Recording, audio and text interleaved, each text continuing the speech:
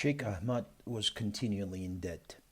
He borrowed great sums from the wealthy and gave it out to the poor dervishes of the world. He built a Sufi monastery by borrowing, and God was always paying his debts, turning sand into flour for this generous friend. The Prophet said that there were always two angels praying in the market. One said, Lord, give the poor wanderer help. The other, Lord, give the miser poison. Especially loud is the former prayer when the wanderer is a prodigal like Sheikh Ahmad, the debtor sheikh. For years until his death, he scattered seed profusely. Even very near his death, with the signs of death clear, he sat surrounded by creditors. The creditors in a circle, and the great sheikh in the center, gently melting into himself like a candle. The creditors were so sour-faced with worry that they could hardly breathe. Look at these despairing men, thought the sheikh. Do they think God doesn't have 400 gold dinars? Just at that moment, a boy outside called, Halwa, a six of dirham for a piece, fresh halwa. Sheikh Ahmad, with a nod of his head, directed the servant to go and buy the whole tray of halwa. Maybe if these creditors eat a little sweetness, they won't look so bitterly on me. The servant went to the boy. How much for the whole lump of halwa?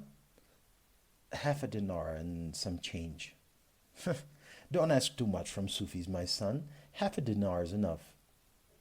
The boy handed over the tray, and the servant brought it to the sheikh, who passed it among his creditor guests. Please eat and be happy. The tray was quickly emptied, and the boy asked the sheikh for his half a gold dinar. Where would I find such money? These men can tell you how in debt I am, and besides, I'm fast on my way into non-existence. The boy threw the tray on the floor and started weeping loud and yelling, I wish I had broken my legs before I came here. I wish I'd stayed in the bathhouse today, you gluttonous plate-licking Sufis, washing your faces like cats. A crowd gathered. The boy continued, Oh, Sheikh, my master will beat me if I come back without anything. The creditors joined in. How could you do this? You've devoured our properties, and now you add this one last debt before you die. Why? The sheikh closes his eyes and does not answer. The boy weeps until afternoon prayers. The sheikh withdraws underneath his coverlet, pleased with everything, pleased with eternity, pleased with death, and totally unconcerned with all the reviling talk around him. On a bright moon night, do you think the moon, cruising through the 10th house, can hear the dogs barking down there? But the dogs are doing what they're supposed to do. Water does not lose its purity because of a bit of weed floating in it. That king drinks wine on the riverbank until dawn, listening to the water music, not hearing the frog talk. The money due to the boy would have been just a few pennies from each of his creditors, but the sheikh's spiritual power prevents that from happening. No one gives the boy anything.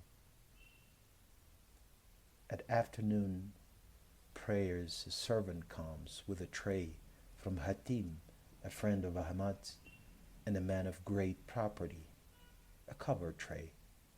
The sheikh uncovers the face of the tray, and on it there are 400 gold dinars, and in one corner another half a dinar wrapped in a piece of paper.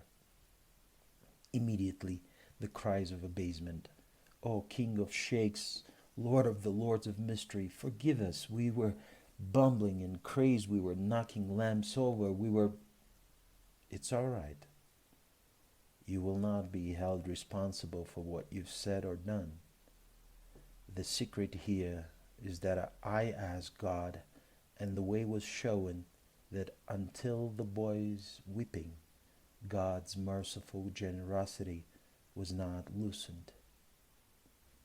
Let the boy be like a pupil of your eye. If you want to wear a robe of spiritual sovereignty, let your eyes weep with wanting.